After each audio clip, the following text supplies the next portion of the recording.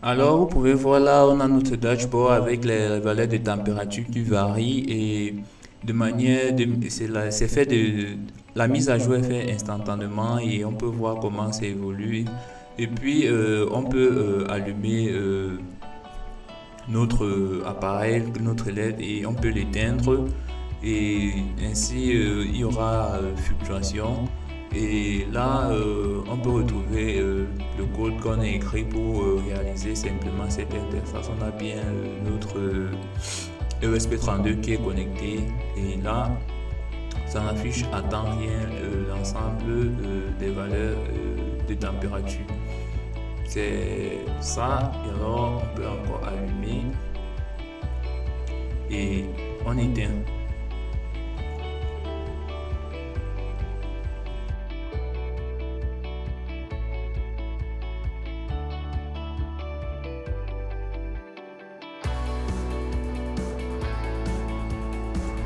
Salut à tous et bienvenue dans ce nouveau tutoriel. Aujourd'hui, nous allons parler des plateformes cloud et plus précisément de la plateforme Arduino Cloud IoT.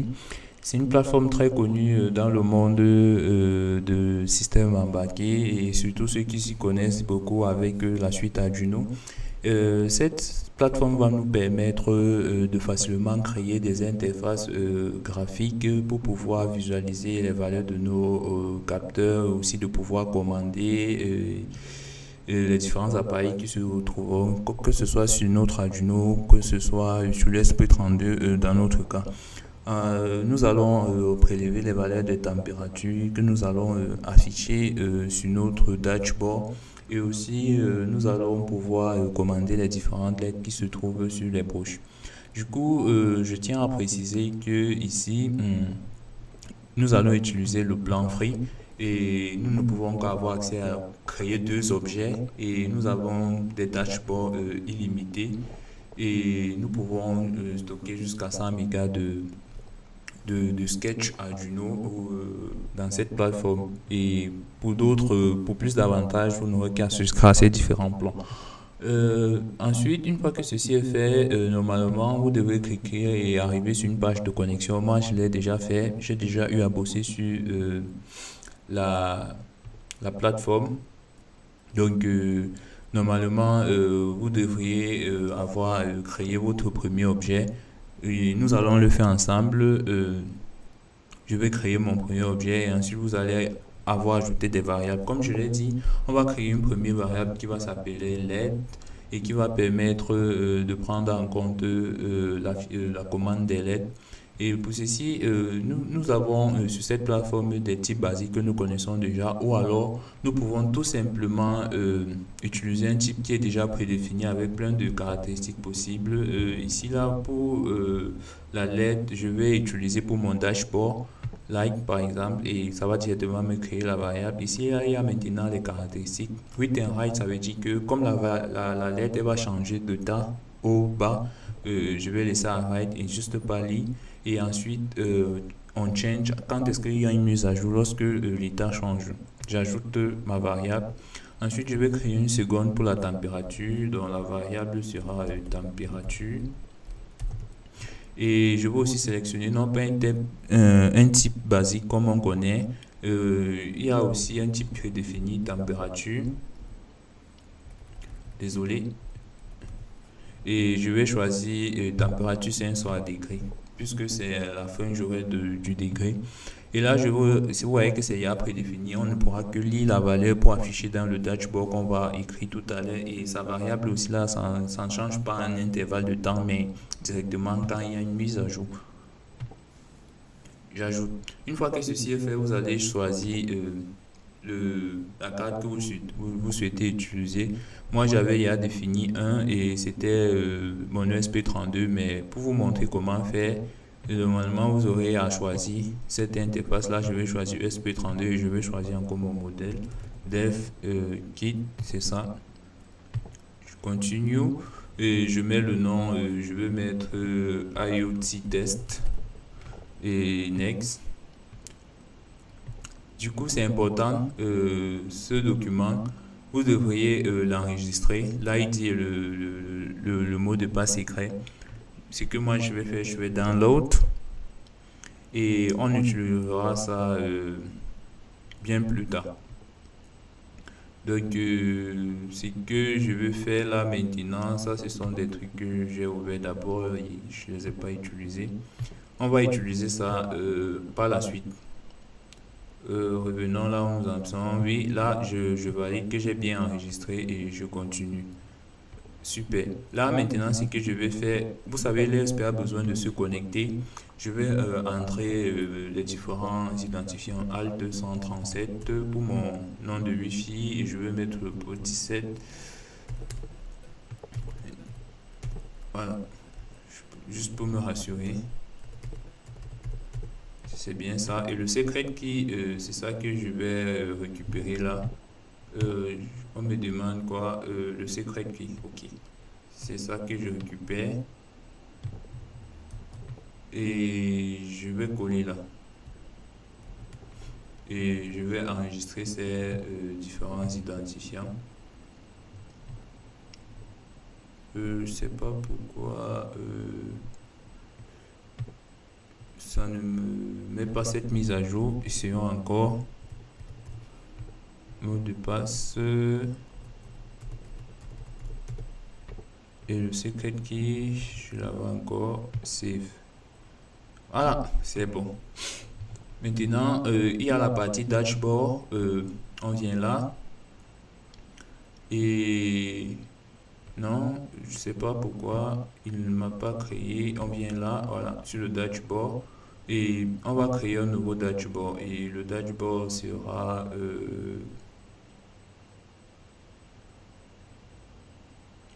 on attend que ça nous crée le dashboard. Et pour le dashboard, on va simplement venir là.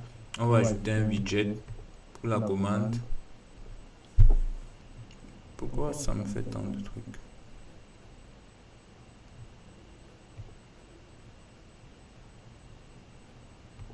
On va faire mise à jour.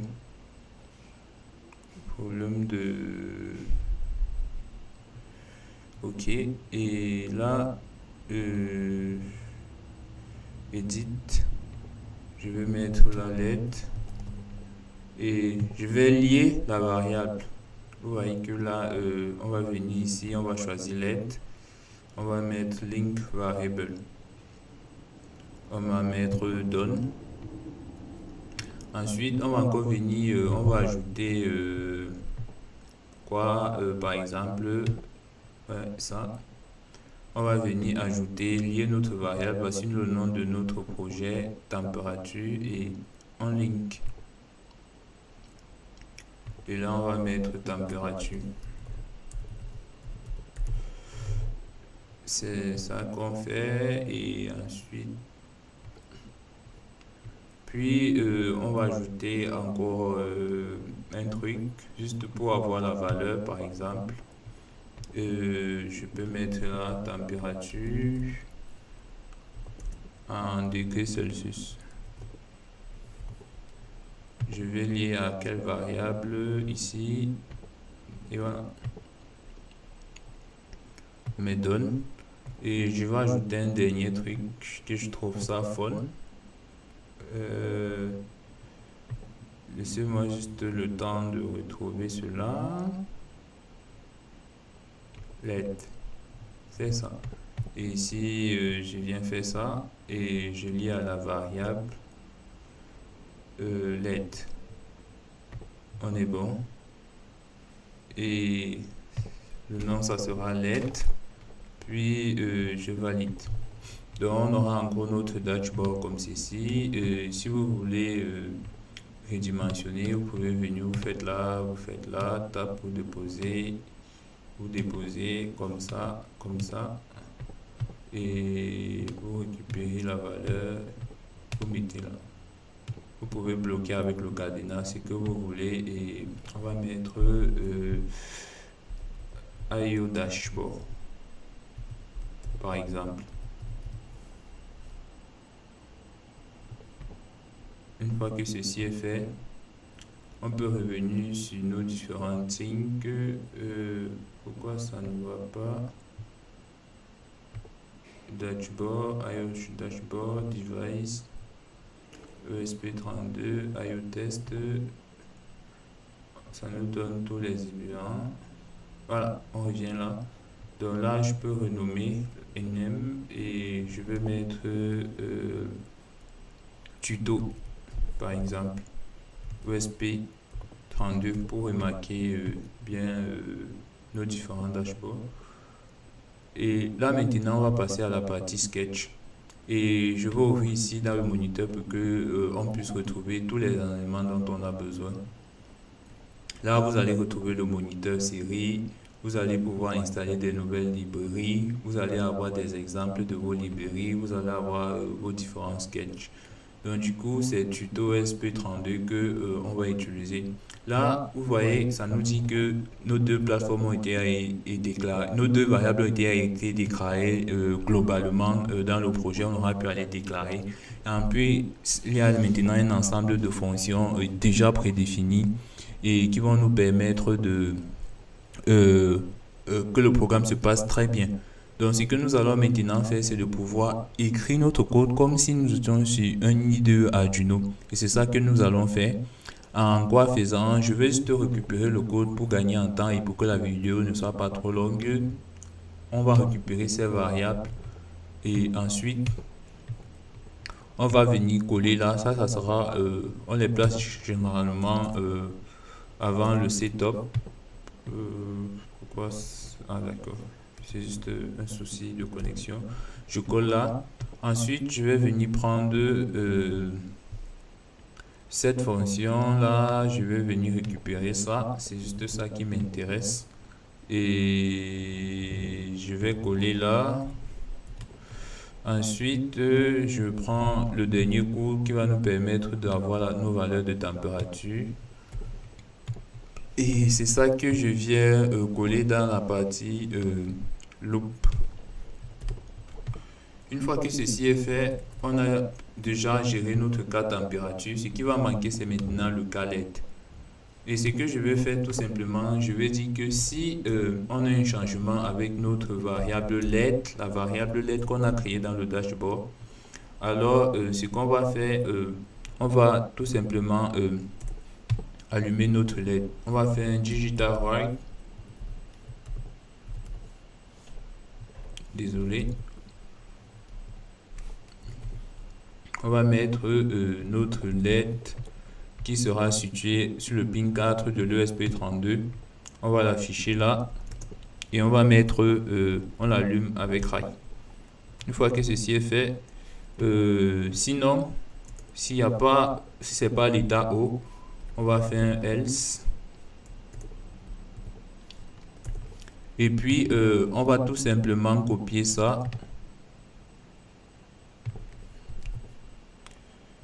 On va coller là et on va l'éteindre. On va mettre un lot, d'accord. Une fois que ceci est fait, on va maintenant passer à la phase de compilation et de téléversement. Avant de pouvoir compiler, il faut vous rassurer d'avoir installé ce logiciel Arduino Create Agent. Et normalement, quand vous allez vouloir uploader, quand vous allez vouloir écrire votre code, il y a une barre noire qui va s'afficher et qui va vous demander de télécharger ce logiciel et de pouvoir l'installer. C'est ce logiciel qui va pouvoir créer la liaison entre la communication série et le dashboard online que vous avez ici. Donc, une fois que vous allez installer, vous serez en mesure de pouvoir sélectionner le port et la carte même que vous souhaitez. Je pourrais plus sélectionner. S'il y avait d'autres, je l'aurais sélectionné là. Une fois que ceci est fait, on va compiler pour voir s'il n'y a pas des erreurs et on va attendre.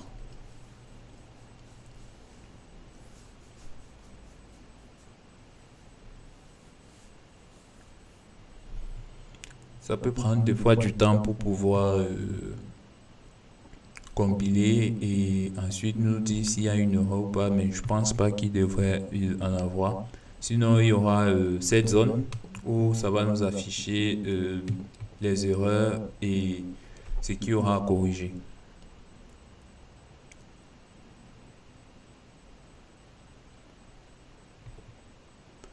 Ok, là, succès, tout s'est bien passé. Et ce que on va maintenant faire, c'est uploader. Et comme d'habitude, on va cliquer sur le bouton upload et on va attendre que ça nous demande d'appuyer sur le bouton reset. On n'oublie pas de faire cette étape toujours.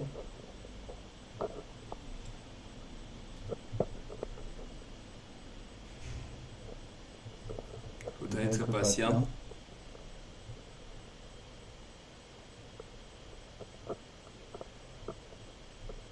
Voilà. Et là, on pourra maintenant appuyer sur notre bouton et là, le téléversement commence. Le téléversement étant fait, comme je dis, ce que nous allons faire, c'est maintenant ouvrir par exemple le moniteur série et de voir, vous voyez, on a directement les valeurs des températures qui arrivent et c'est bien connecté à notre, ça doit se connecter à notre réseau Wi-Fi. Ce que je vais faire, c'est de reset. Ok. Vous voyez que ici, ça utilise le protocole MQTT pour pouvoir communiquer et s'échanger aussi des données. Voilà, là on a maintenant les vraies données et ça s'affiche très bien. Ce qu'on va maintenant faire, c'est venir sur notre dashboard et on va cliquer ici sur dashboard. On va venir ici là sur IoT dashboard et là on aura notre dashboard. Si je clique sur allumer, vous voyez, j'éteins. J'allume, ouais, il faut juste du temps, ça prend 2 fois du temps. J'allume, ouais, ça avait fait plusieurs fois. Du coup, j'éteins, j'allume, j'éteins, je rallume. Donc là, on aura la valeur de la température et ainsi l'évolution. Pour recommencer, ce que je fais, c'est j'allume, j'éteins.